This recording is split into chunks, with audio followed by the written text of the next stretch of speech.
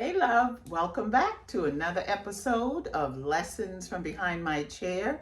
I'm your host, Angela B. Fuller, Master Hairstylist turned Certified Life Coach. Today, we have another juicy topic lined up for you. But before we dive in, you do know I have a pop question for you. And the pop question always leads into the meat of our episode. And today, this is a juicy one. So I really hope that you enjoy it. And my pop question for you today is, who would you be if you didn't have to worry about being liked? Again, who would you be if you didn't have to worry about being liked? I know that's a hot seat question, because who does not worry about being liked, being accepted, being received well? I think there's 0.001% who don't give thought to how other people feel about them. And so for the purpose of this episode, I've kind of created three categories, but I'm going to focus on one of the categories.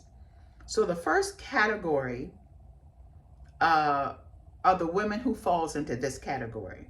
The ones who don't even worry about being liked, and they just go on to become. Um, these are women who came out of the mother's womb ready. They jumped out. Their light blinded those that was around when they came out into the world. And they say, I hope you're ready, because I am here. Ready or not, here I come. That's one category. And I'm going to jump to the third category. The third category is the ones who have decided not even to be, because they are totally dependent on being, they are totally dependent on operating in a way or showing up in a way that's based on other people's opinion of them. They don't even acknowledge what they like. They wait. They're like the babies that the doctor have to force labor to bring them out. They're not coming out. I'm comfortable. I'm afraid. I'd rather stay here. Please don't make me. So they're that category of women. They don't even be. They don't even try, because it's strictly based upon, if someone doesn't tell them who to be or how to be, they'll just sit and pray that someone push them to just step outside. But the number two, that's where I want to focus right now. The number two.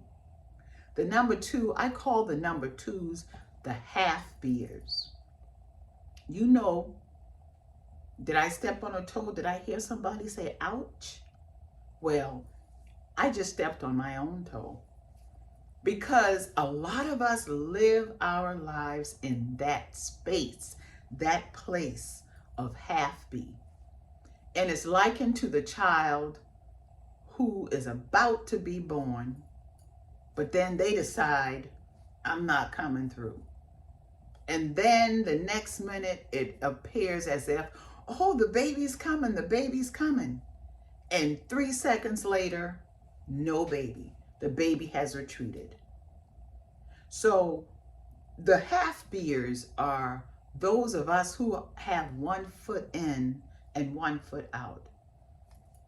And I think the half beers are the ones that we really have to keep our eyes on, are the ones that we really have to pray for, because the half beers, and those of you, you know who you are, because I'm speaking to you all, but I'm also speaking to myself, because there was a time when I was a half beer, and then there are times I still struggle with that place.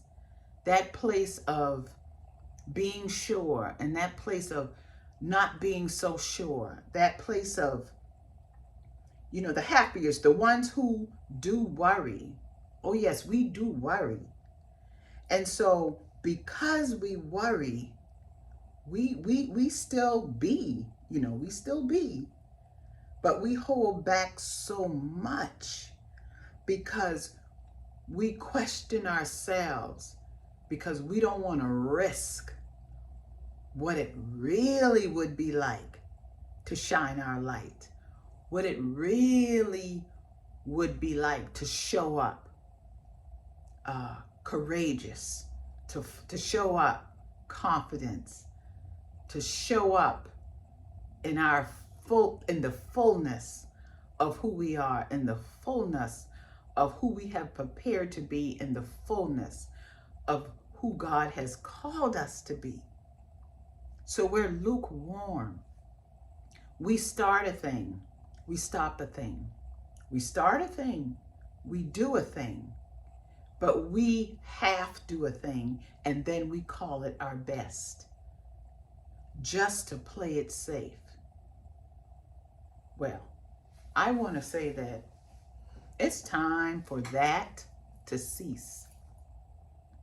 It's time for us to stand in our own light. When we stand in our own light, we don't have to worry about how bright or how dim someone else's light is. We don't have to worry about the ones who don't worry about us. We don't have to worry about the ones who worry about others. We just stand in our own light. And you would be surprised how standing in your own light can feed other people, can cause the ones who don't care about what other people think to be just a little bit more compassionate, so that they're willing to share in a way with those who look to them in full admiration, to try and figure out, how do you do that? Who allow their full confidence to be one that draws people to them, where a woman would have the courage to ask, how do you do that, and can you help me? And when we stand in our own light with the idea of emulating a light that encompasses and draws individuals to us.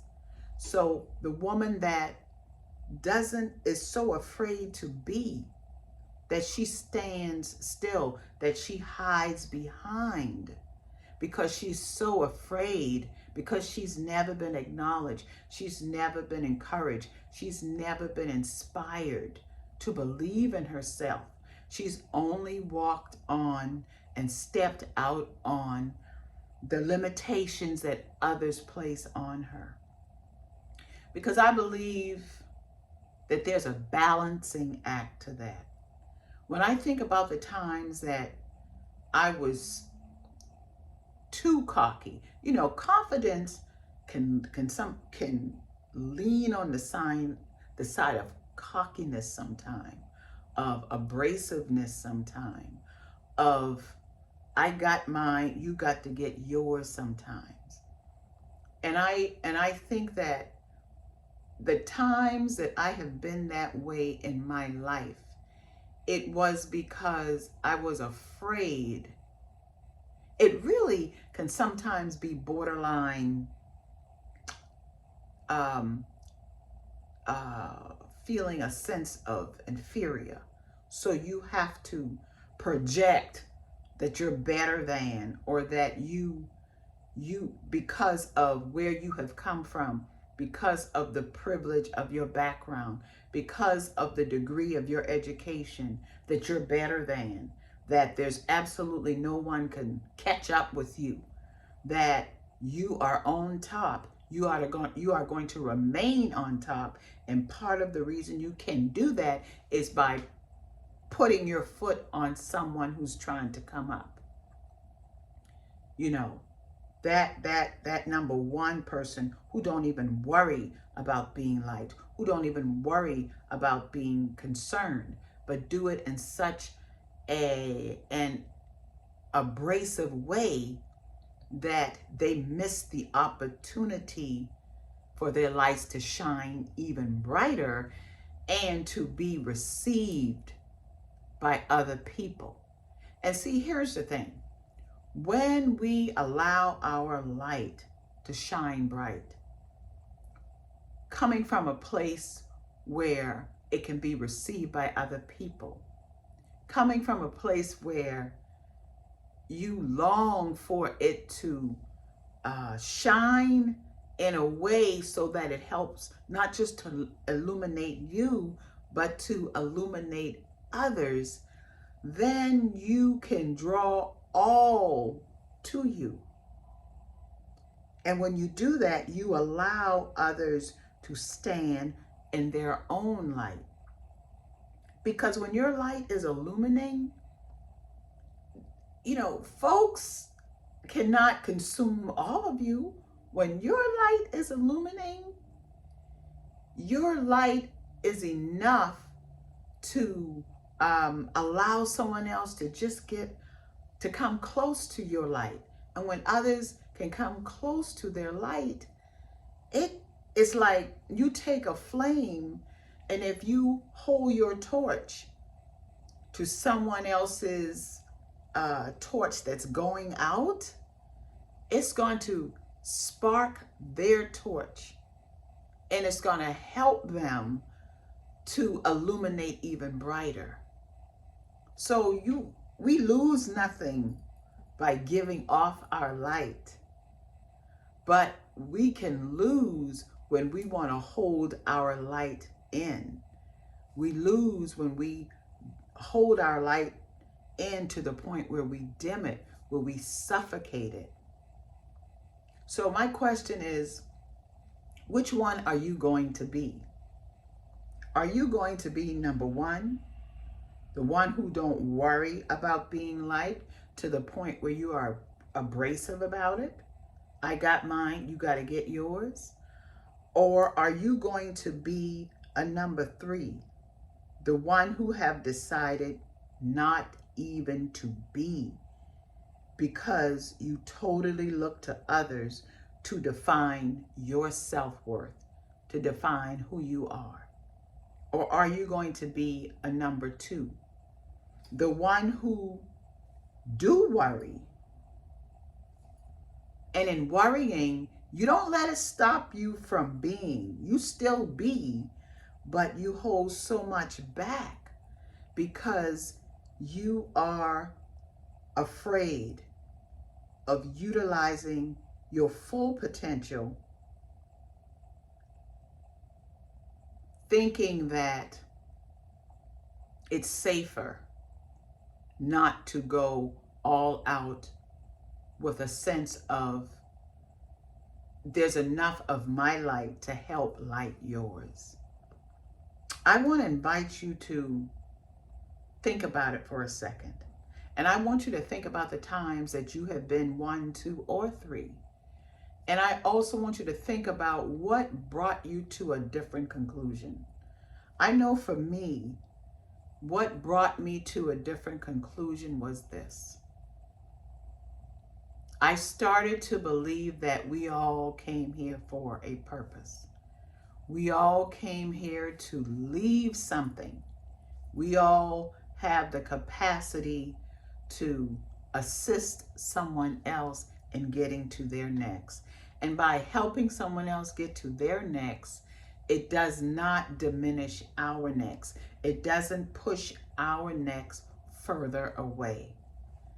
And you'd be surprised how the manna from heaven falls on you when you make a decision to use your manna to feed others, how more manna comes on you.